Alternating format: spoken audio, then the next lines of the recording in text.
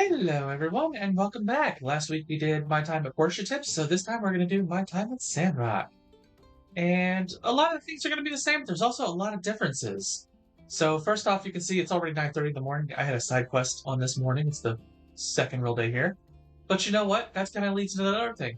Yeah, you generally want to kind of run over to check out the commissions board, but you don't have your competitor who's sitting out there half an hour early waiting for it. And the place is open pretty much around the clock. It opens at 7, and I don't remember when it closes. But you can come over here and you can get your commissions, same as always. Right now, because this is the very beginning of the game, I can't really make much of these. I could make thick rope, but I haven't gathered the materials for it. But you'll see there's this arrow over here. Well, once you unlock your second rank up, what would have been a C rank in Portia is a 2-star here. You unlock all these other things that are just like, hey, go bring me tomatoes, fish, etc. Just general stuff that doesn't have to do with your building. Also, you might notice regular commissions, 0 out of 1 up here. When you get that 2-star rank, you can start doing 2 of these. In addition, you have with leveling up, you can see I'm level 4 here. You don't get character points as you level up. You get them through the knowledge system, which I haven't unlocked yet. Have to be level 5. And I'll demonstrate that on my other character, my other playthrough. But that's basically a separate system. It's similar to, if you're familiar with Skyrim, how that works, where you level up something by doing it. It's very similar here. You'll have different categories for things like building, foraging, social, etc. And that'll be how you level things up. But, same kind of things that are going to follow through of what I said before on Portia. Make sure, hey, can I make this? I don't have the machine to make basic leather. Or if this is a work table one, so I could probably make it. What's my reputation for the workshop? Great. What are the goals? Experience. It's nice, but it's not as essential. And so those are what you're going to decide on when you pick a commission. And just as before, you can go in here and give up, and you'll lose reputation and workshop in relationship with the person who had it. So don't ever fail those. Make sure you get them done on time. And I've already selected one here today, so I can't demonstrate, but they do have their expirations, same as before. Speaking of jobs, in the Portia one, I said don't rush the story. And I'm going to say that's mostly the same here, but the difference is you want to do this picking up the slack quest right away. The reason for this is they give you a free 1-week pass into the salvage yard to build this crane, and you need to do that to get the materials for it. But you need to finish building this crane lift and installing it in order to get access to your first abandoned ruins. So if you want to get your copper and bronze and all that, the best way to do that is to build this crane. That said, there's a few gathering changes to this, so let's demonstrate that over there. So here we are in the Fall Salvage. You can see there's mixed junk piles. You'll also see scrap things like wooden scrap, stone scrap, etc. If you beat these up with your pick hammer, you'll start seeing dregs, that's a new material, but you'll also see scraps that'll start showing up. Like there, mechanical scrap and copper scrap. You have a new machine called a recycling machine that you're going to process these with. And so early on, this is how you're going to get stuff. You'll reach a point where your recycling machine kind of falls off again until you unlock the next section. And then it will unlock the new set. You'll unlock new types of things to recycle, such as plastics and the like. So, and just as before, you have the data discs that you can take to researchers. It's a little more important in this game than in Portia, as it's a little harder. There's a lot of recipes that you need to start with. For example, you can see on the right there that I need to make 6 thick ropes. That's a recipe you have to go buy at the commission, or at the Commerce Guild. But as I was demonstrating, we have this machine here, and I was recycling last night. So over here, you were at the recycler machine, and this is going to be kind of my next tip. You see, in Portia, every machine had exactly one thing that would power it. You would use either wood or your power stones, or the condensed power stones. As you can see, the machines here have the dregs, that new thing I was just talking about, are one of the things you can use to make it, as well as power stones, and then finally wood. Wood is far more scarce in this game because it's in a desert. You can't cut down the trees near the town. So basically the entire starting area until you unlock new areas. Every tree in there is like really risky to cut down, and you might get someone show up and be like, "Hey, that's illegal. You got to pay a fine." Or you'll lose relationship with them. The first time they'll give you a warning to let you know, "Hey, this is the game mechanic," basically. So literally in the order that they go from top to bottom, that's what you want to do. You want to refill it with your dregs first, because they have no other use. Then your power stones. Then as you advance up, you'll have condensed power stones. Save your wood. And yeah, you can see, you can process these, recycle these, and some of these you can actually add a second thing in. Now, I can't right now because it's the first level one, but as you level up, I can go, okay, it's the second tier, now I can go process these copper scraps and then also process these mechanical scraps. And it'll just keep running constantly for you.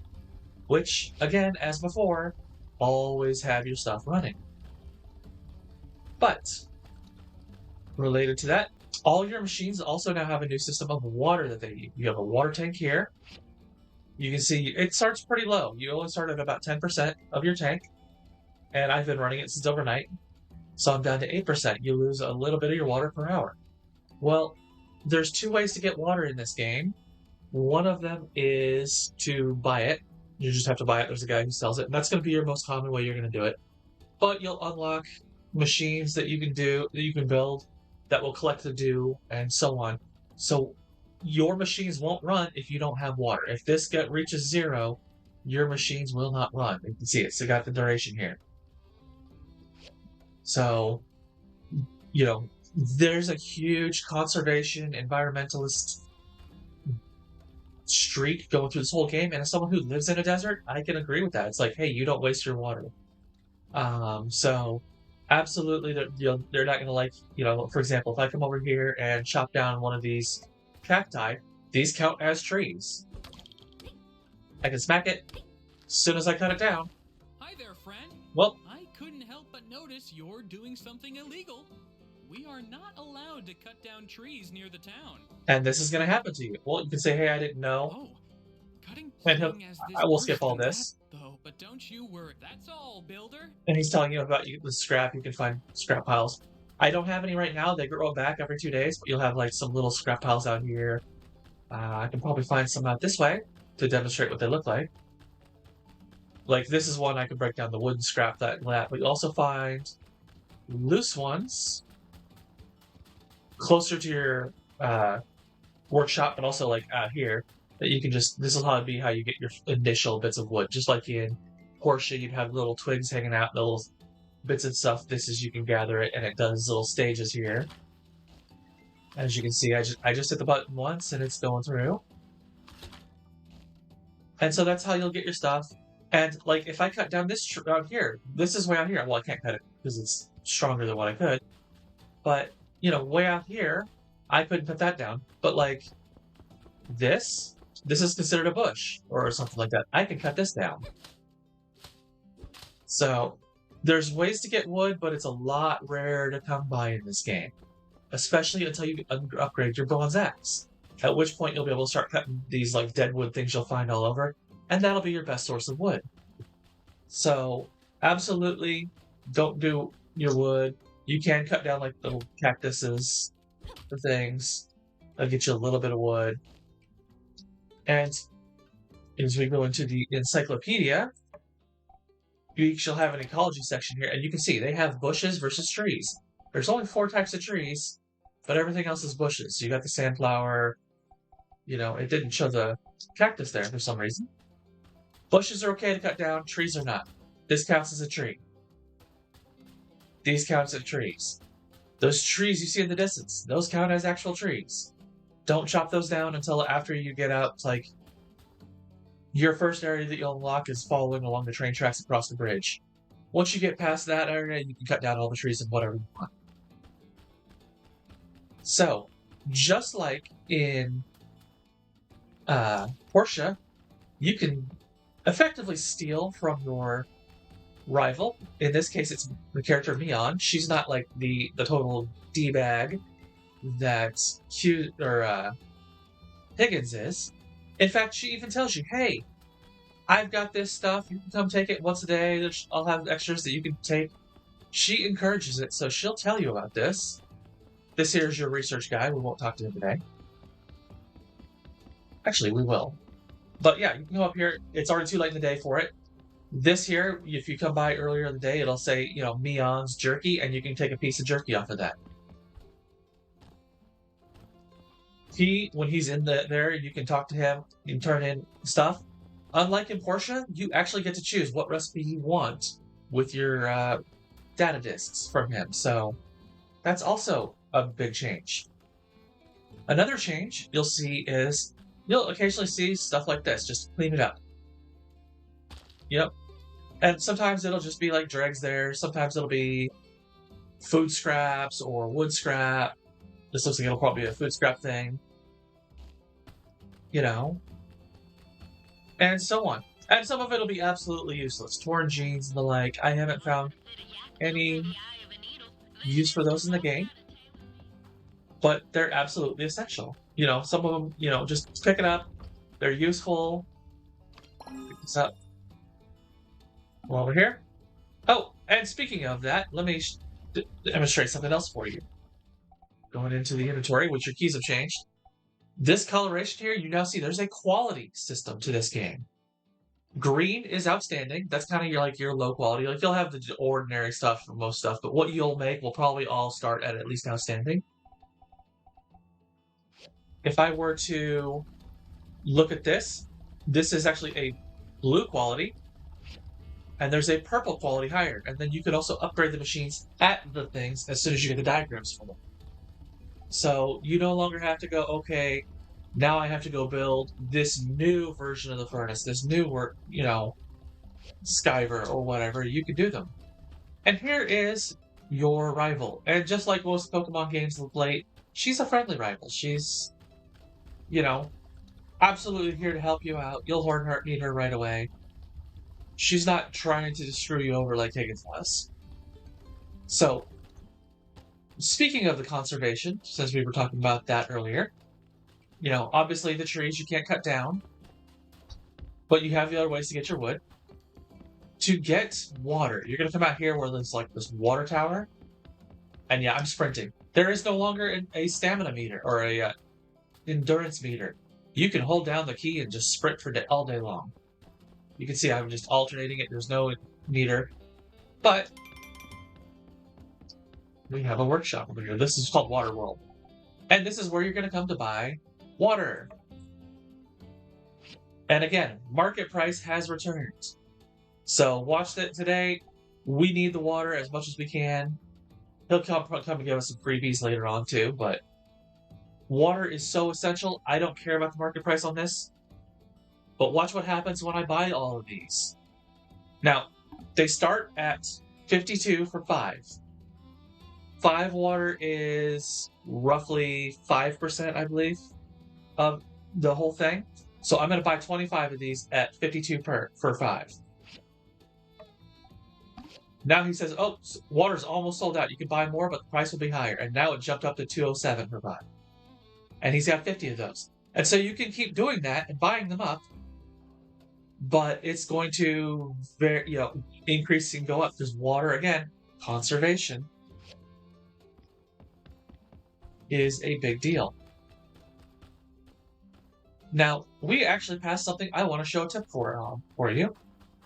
And that is seasonal items. So, let's see if I can find them over here. Here we go.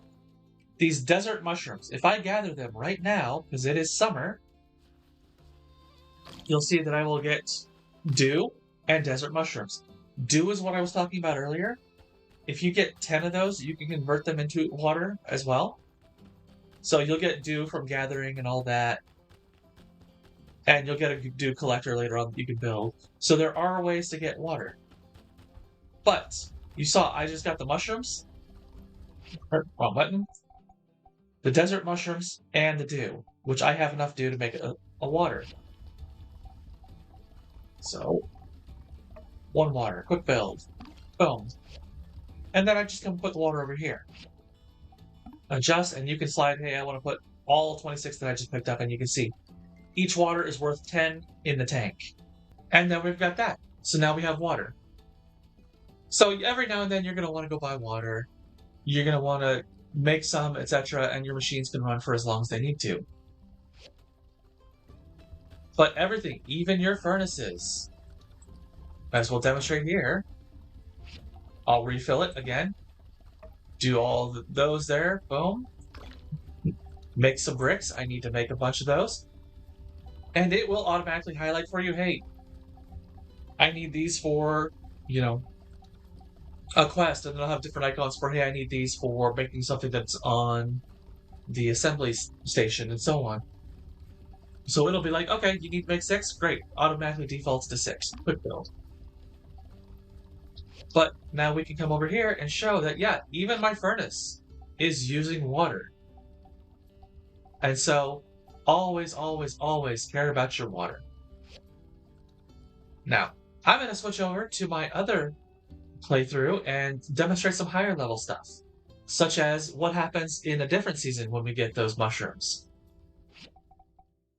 Oh, before I do that, you can see you now have the option in this game to save anywhere at any time. No longer do you have to wait to save just when you go to sleep. So that is another big change to this game. Anyways, let me switch over to my other playthrough and let's demonstrate a few new things.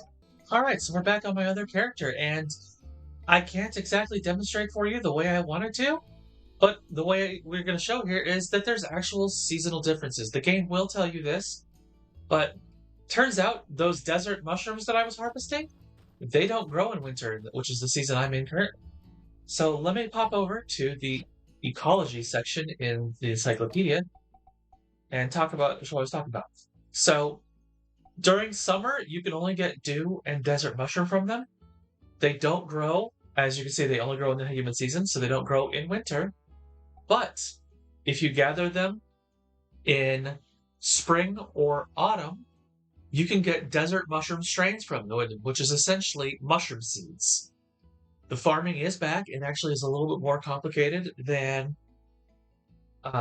in Portia. For example, you have a watering mechanic as well as fertilizer and all that, and the soil has levels and so on. And the game will explain those to you.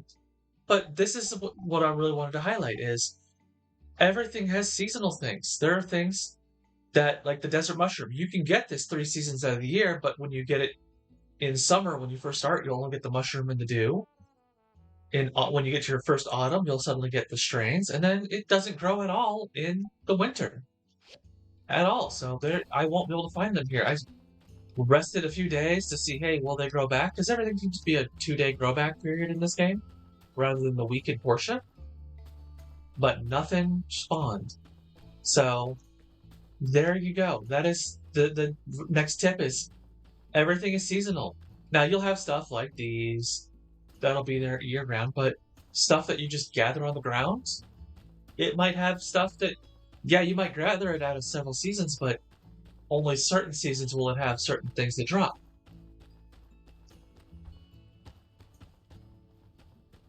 So, speaking of the farming, this is what the system kind of looks like.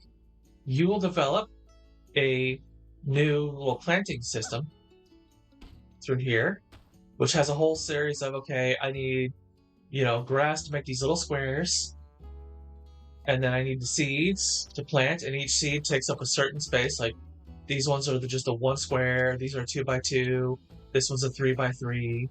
You need water to water them, and as you see down here in the bottom left, you can see the soil level, its water level, its fertilizer levels. I can root out the plant, I can remove the soil completely, like you can transplant this. There is so much more in depth to the farming system, but again, you'll have to unlock it through the course of the story. And we're back on the demo playthrough to demonstrate another change. Your mail, you now have a reply system. You can see that with like this icon on here. So, like, here's a letter from my mom. You can read it. She's talking about this. She's like, here's the jerky that like you can go steal from me on, and I'll demonstrate that here again since we're early enough in the day that I can. But you can reply to it and say, hey, okay, yeah, everything's fine with me. Don't worry about me, etc.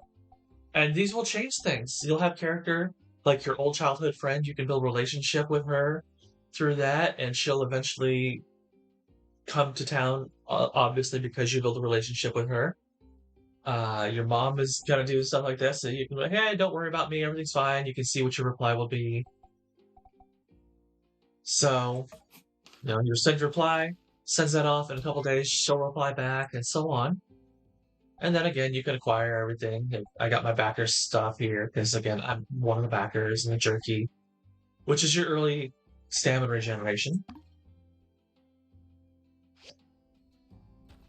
And speaking of like that, since we got that backer shirt, there's a whole new system here.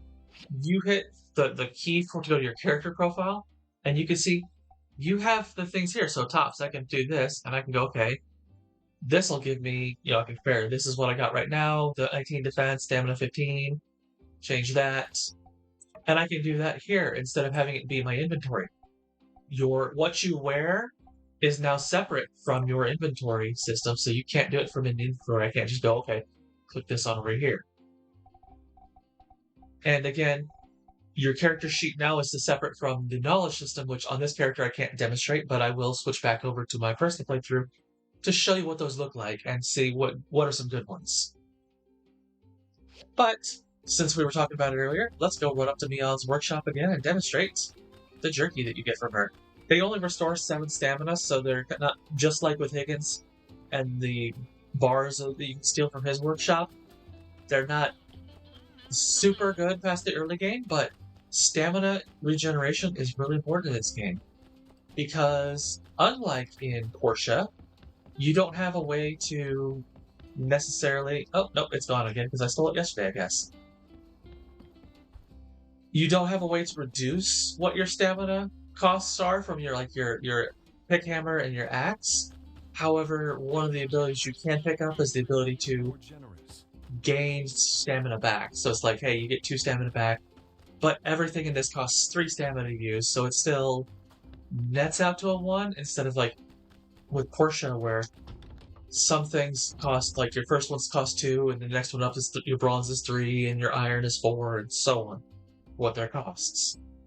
So it's less consistent, but it is useful. Now, I'm not going to try and save and get through several days to try and find it. There is one thing you need to be aware of, and that is Sandstorms. The story will tell you all about it the first time. You'll get a free hood kind of thing to wear for it. There will be apparel that you want to wear during Sandstorms to keep things from getting in your eyes. But Sandstorms are also going to affect your machinery. And I'm going to demonstrate that back as we switch over to the other file. So what do I mean by Sandstorms are going to affect your machine? Well, after your first Sandstorm, you'll get a side quest to basically make a feather duster and go get all the sand that's blown up off of stuff near the church. Well, guess what? Sand will blow up onto your machines. And you can see I dust down, and that just means that I cleared it off. It will slow down their processing, so they'll take longer to process things. So that's important. You'll also later on get a side quest to build. You probably saw that this isn't on my other file. A sand wall. So when there's a sandstorm going on, you can have this. Obviously, you can't jump over it, but it'll keep the sandstorms out.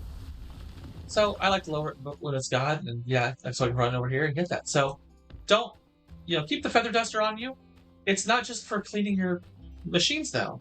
You'll find out there in the wild, especially once you get into some of the later areas, that you'll find chests that are buried in sand. And so you'll have to go up to them and dust, and clear them off. Speaking of chests, there is a new system with the chests in this game that is a recycling system. In Portia, when you kick the chest open and got what's inside, the chest disappeared. In this game, they stay behind, so then you'll need to use your hammer or your iron axe, if it's metal or wood respectively, to cut it down, and you'll get additional stuff for it, materials. And I'll demonstrate that with some. I've already found basically everything in town on this playthrough, but we'll switch back over to the other one momentarily to show that in progress. But I wanted to show, I was talking about the knowledge system earlier. You have 4 categories: your gathering, your workshop, your combat, and your social. The more you do of each of these, you'll get perk points for these that you can put into things. So for your workshop, I'm going to recommend first go up to mass production workshop right away, and then immediately go up to water conservation knowledge. I talked earlier about the most reliable way to get water is to buy it. So you want to have it last as long as you can through the use on that. You don't have the dew collector, so it'll increase its efficiency. You'll decrease the amount of dew needed from 10 to 8 to make more water. And there's all good things here with the planting knowledge, the efficiency of your fertilizer and your water. Once you get really into the planting, that's going to help a lot so that, again, you're conserving your water.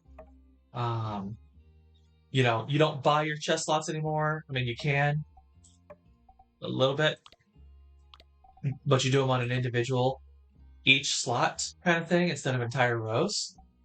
But you have now also a perk in your workshop thing for increasing your slots by 20 and then 40, and then at the 3rd level decreasing the cost of backpack slots and so on. And as I was talking earlier about like the quality, you have one sphere that you can do to get a greater chance to get better quality. So for example, you can see I've got the perfect quality here as opposed to outstanding. And there's, like I said, there's a purple, like flawless quality or something. I forget what it's, exceptional, something like that. That is above and beyond that. That is the top one. And these will affect, how many perks they get. You can see, like, this one doesn't have any perks on it. This one has the quarry efficiency, and so on. So, and then this has got like 2 perks on it. This has just got, the critical damage, and so on. So there are definitely great perks to have from the workshop, and that's going to be all your building. You're going to have to build things to get your experience for this. You're gathering. There's useful stuff here. Stamina knowledge. Because there is no endurance, it's all stamina in this one. Stamina use is really useful. Your food restored is really good here too. The 10% increases. Your experience boosts are going to help you get these as well. You're going to need those, like this one to get into these later ones too. So it's not like in Portia where later on you want to respec it anyways. And you also have ones that give you a chance to, gain extra experience or multiple scrapping additional items, or like you can see here, you have the chance to get 2 stamina points back.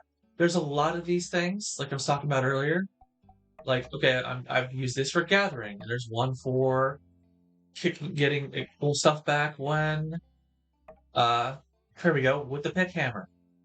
There's one for, 2 points of stamina kicked back by logging and kicking. There's all these little ways to restore your stamina from the gathering tree. So those are really important things to do. You can also reduce the consumption of your sand traps. So you don't use it like a fishing rod in this game. You have a trap you build. And the bigger and better your trap is, the bigger and better fish you can catch. So there's ways you can, reduce your stamina consumption, regain your stamina, etc. Mostly in this tree. Combat is going to be, your survival, your toughness. I'll get into this a little bit later here when I show combat stuff. One of the differences in this game is you have a break meter where it's like you have a series of little pips under your health bar and so do the enemies. And once every hit you do, you can do damage to those pips, and once you've depleted them, they go to a break state where they take more damage. So, rolling, you do have endurance. You do have endurance, but it's not used for your stamina, like your it's only used for combat rolls and stuff like that. And then, pick the weapon of your choice. And then finally, social. This whole right tree is really, really good for, like, you'll have the ways to gain double experience from talking to people. These are really good. I would probably get those first. but then you'll start going down here for more reputation. When you know, your ads, you don't get to choose what your ad is. You have, as you can see, more rep, more experience, more goals. It'll pick one of those that your ad goes in when you put it in the paper. So you can get more benefits from that. You can get commissions that you can accept. So, like with this character now, I can do 3 commissions per day. And to demonstrate that, we'll just come over here and show you. You know, with my other character, I was level 4. I was on basically the second day of the game. You know, I was still a 1-star. I hadn't done anything. I didn't have any knowledges unlocked. I could only do 1. But now, I can come in here. Oh, wrong thing to pick. And I can pick up to 3. So I can do this one, and I don't know, Rhino Horn Cactus. You know. So all of these, I can do all, like, okay, I want to do this, and I can accept all 3 at the same time. And boom. As long as I can turn them in, I can do it. You know, so you'll build up where you can get your commissions fast, you'll get your money fast. Like, money comes much faster in this game because of this. However, you're going to reach points that, you know, it's like, you know, well, you got to get to the second ruins to get iron, for example, same as in the last one. So, that's absolutely a thing to keep in mind. Additionally, we don't have it available on this day, but if I rest a day, we'll see it. This here, Fang, is your doctor. One of your best ways to build a relationship with him is to do his experiments each day. He's got, like, drug tests that he does just out on the street, and you can pick one. Some of them will be beneficial, some will be, like, weird, like they'll turn your skin blue temporarily, or blur your vision temporarily. The bad effects don't last very long at all. And yeah, I'll go to sleep here, and it's the next day, and we'll do it, because his days for that are Wednesday and Friday. Alright, and here we are, clinical trials, free meds. You'll get a little side quest early on to telling you about this and showing you where it's at on the map. But you go over here to the experiments, and you can pick, okay, well, I'm going to try, hey, let's try the one that hasn't been done very well. Oh, medicine was bad, really bad, you got burned. But sometimes, if you succeed, you'll get a recipe for a new type of medicine that you can craft. So absolutely do this. It's also the best way to raise his relationship. So let's try that again. We'll reload this day and try a different flavor of thing. See if we get something new. Alright, so we're back over here again, and let's highlight another new change. You can quick save. So the brown one didn't do wonders for us. Let's try the blue one this time. It worked. What do you know? There you go. You learned all that. I learned a new potion. He got a new thing that prevents burns. I won't be burned for a while. So by doing that, I learned a recipe. He learned a recipe that will now increase what his shop stock is. So if I come in here, the Bastia potion, that's the one we just got just now. You know, prevents you from getting burned. So kind of like the poison in Portia, you can get burns and stuff like that. So absolutely, come and do his thing. Alright, so we're back on the demo file. And we found a chest right here. So let's demonstrate what I was talking about earlier with the chests. You open the chest. And, you know, oh, I got a necklace. And now you can see, oh, it's telling me chop that open with my axe. So I do that. And boom, I have some wooden boards. That's going to be a thing. Is you just, the recycling theme is heavy on this game. You have the recycler machine. You're even recycling the chests. So, one last thing to talk about today before we call it. And that's kind of getting into details with something I touched on a little bit here. And I went into detail on Portia, but I didn't really touch it on here. So for those who haven't watched the Portia video, and you're coming directly from Sandrock, the question that you often get in games like this is, well, how do I make money in this game? And it's a complicated answer. So, you know, often it's asked, well, what do I sell? So let me go into my inventory here and be like, you can see here, like, I can go, okay, this is going to sell for 2 goals. this is going to sell for 7. This necklace I got is just going to sell for 18, etc. It's not so much what you sell as when you sell it. Just like in Portia, there's a market price for the games. And these will run as low as about 80% and as seen as high as about 126, 127%. So in this one, it's actually really beneficial because it color codes it. Below 100%, when it's down. This one just has a plus or minus percentage on this. But so market price plus 3%. This is an okay day to sell, not a great day to buy. But, you find those days when it's like, okay, the market price plus 25%. That's the day to sell the stuff that is going to make some money. On the days that it's, minus 17%, that's a great day to go buy stuff, and so on. And you're going to need to buy a lot of stuff in this. But related to that is relationships. Now, this demo file, I haven't met a lot of characters, but even here with these ones, I can see with their relationships that they're perks. If I become good, buddy at 2 stars or friend at 4 stars with Yan, I'm going to start receiving extra 5% goals after finishing a commission, 10% discount when assuming in the store, and so on. Matilda gives me more reputation points. Heidi will give me discounts in consuming her store. She's also like your Albert, so 10% less goals for homestead upgrades, and so on. These will work out really well. And what this game doesn't demonstrate as well as Portia does, but is effect in both of those, is the relationship thing. So you can see Heidi here. She's a family member with Hugo here. She's kind of a stranger to me. She's a buddy with Jasmine here. If I rank her up from, stranger to associate to buddy and so on, every time that happens, she, like everyone in her social network will get a boost as well. So, like, if you played Portia, you would see that, you do a quest for Dawa and it pushes him up to 2 hearts. And suddenly all of his family just starts scrolling up the screen as you go up relationship with them. And maybe that puts some of them up to buddy level or associate level. And now they're recycling it and all that. So you can absolutely take advantage of that. And this game demonstrates it better. You can also see, right now I don't have it doing anything, but you can go in there and see what they love, like, dislike, hate that you've given them. So absolutely make your relationships, build your relationships. You can do your commissions. That's going to be your primary source of making money. And as I showed earlier, you can get up to doing 3 commissions per day. You'll have those times where, we have these special commissions that are required for whatever this part of the story is that you can do above and beyond that don't count towards your 1 to 3 whatever limit per day that you're at.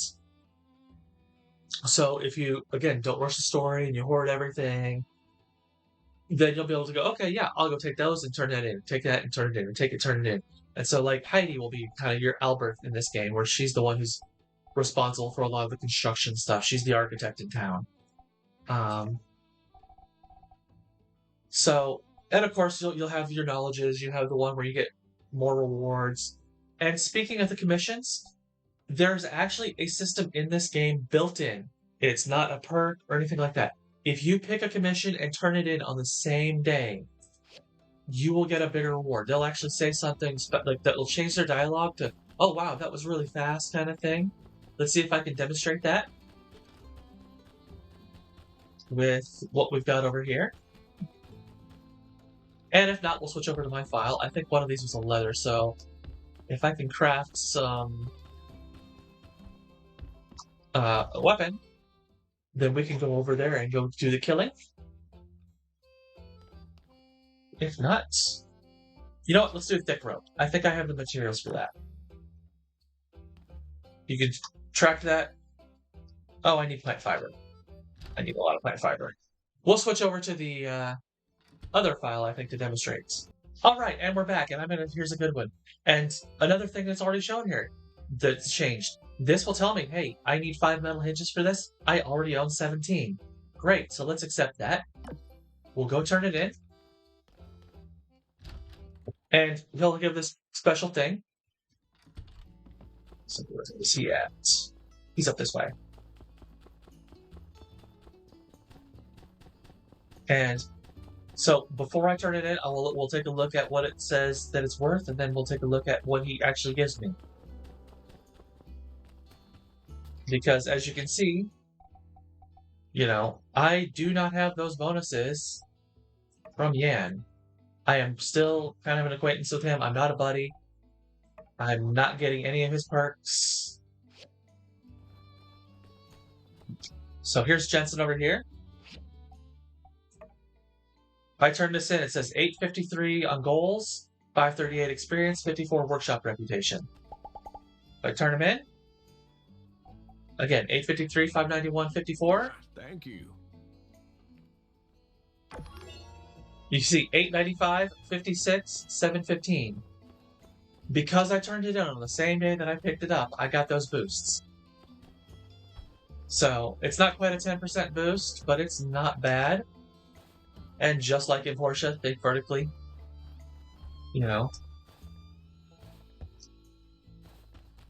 So absolutely do your commissions, turn them in.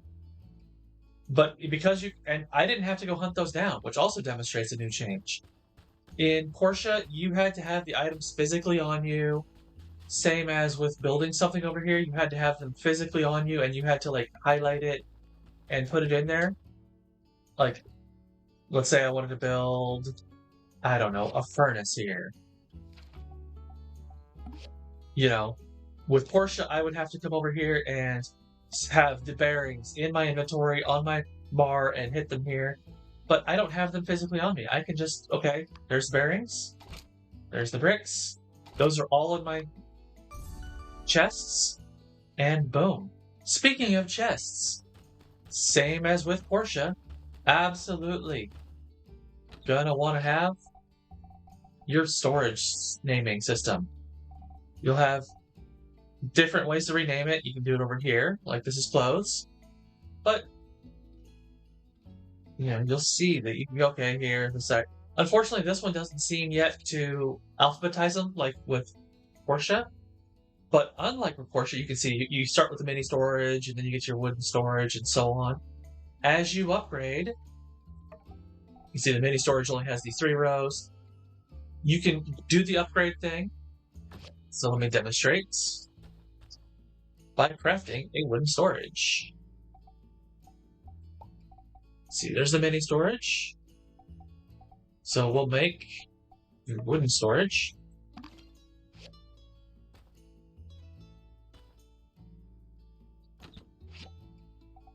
Let's see, where is a mini storage box?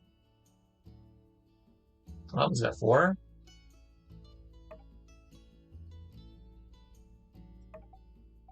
There we go, mini storage 3, which I have not been naming these well, you can tell with this playthrough.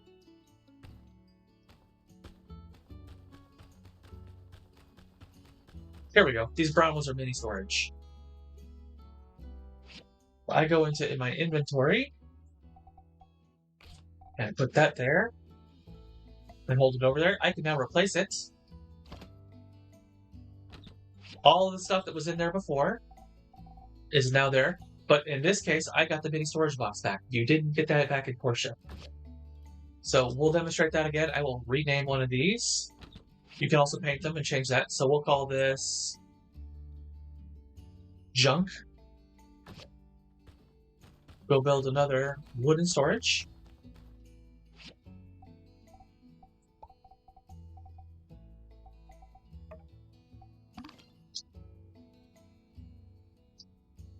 Exit out.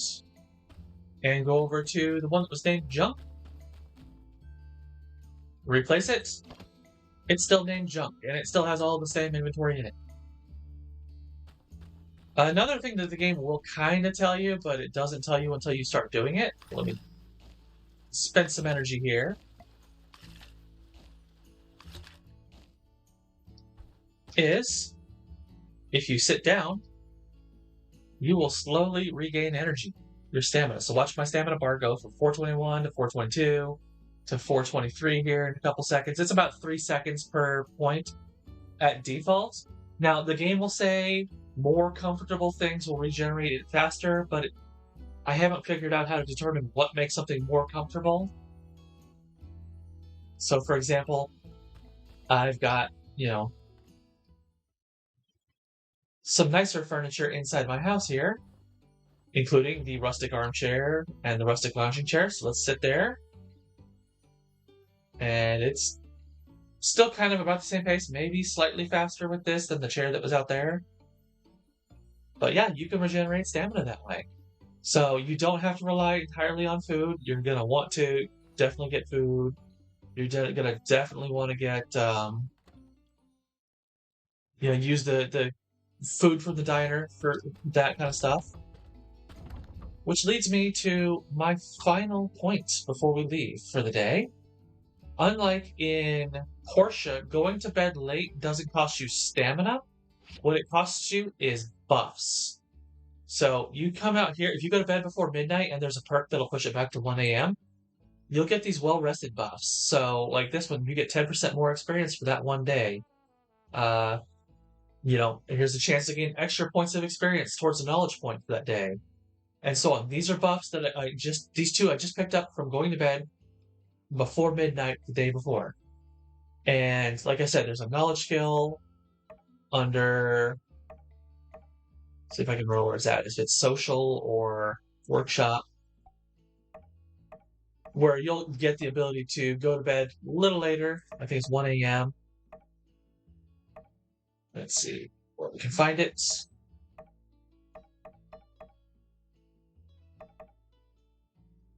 Yeah, I'm not sure where exactly it is in the trees. I don't think it's combat. But yeah, so you'll have the ability to do that. Oh, I just realized I forgot to demonstrate the combat for you guys. So let's come over here and demonstrate what I was talking about with the pips. Sorry I'm all over the place. There's not been a script for this. It's just kind of my thoughts out here. So Wild Yakbill here. I'm going to hit him, and you can see those little pips beneath him, as well as the ones that show up on me. If I hit him, you can see his are starting regenerating. So yeah, I'm a high level, so he's going to die fast. So let's do this a little bit different. Here's this one, a little higher level.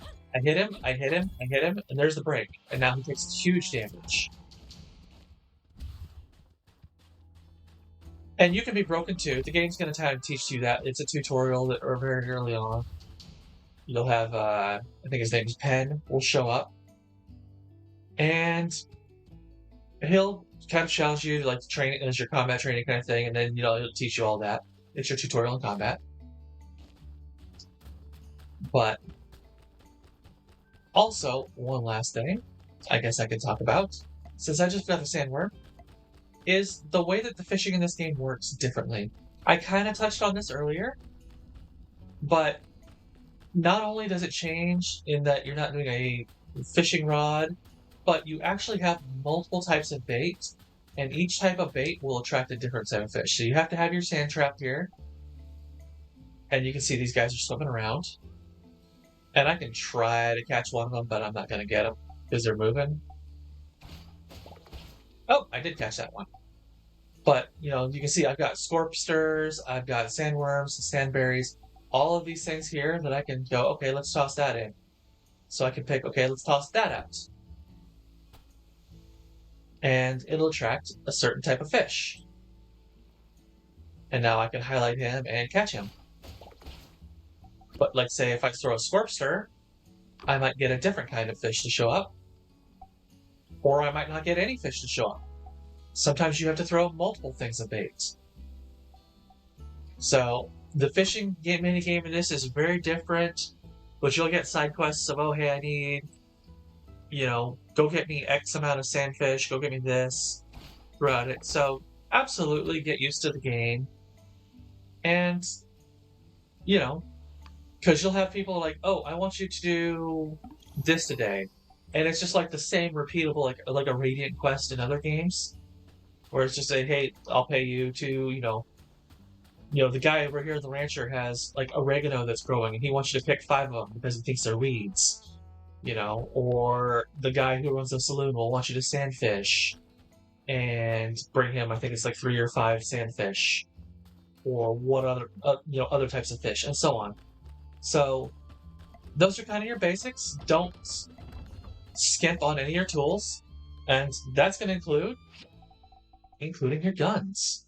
You won't have a gun for a while, but once you progress the story enough, you'll have it. But yeah, you're going to want to keep your pick hammer and your iron axe on you at all times, because just in case you find a chest, you can break it down. Keep your weapon of choice on you.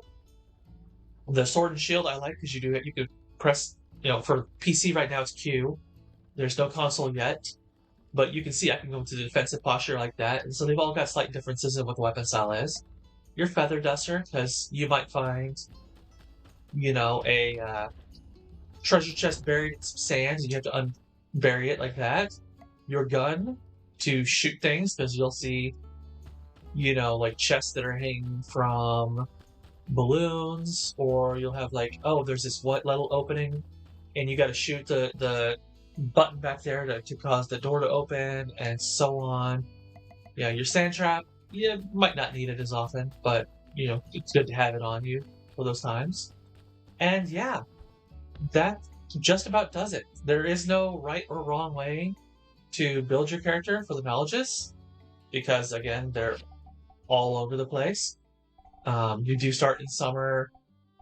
Characters you don't just automatically know their birthdays, I don't think, in this one. I think they have to tell you as you get to know them. But yeah, absolutely enjoy this game. It's still in early access, as you can see up here. So some things might change, and if they do, you can look forward to me having a video on what those changes are. For now, don't forget to like, comment, subscribe. Let me know in the comments what you want to see next. I think our next pair of videos will be on the abandoned ruins. That's already been requested. But let me know what else you want to see on these games. And I will catch you guys next time. See ya!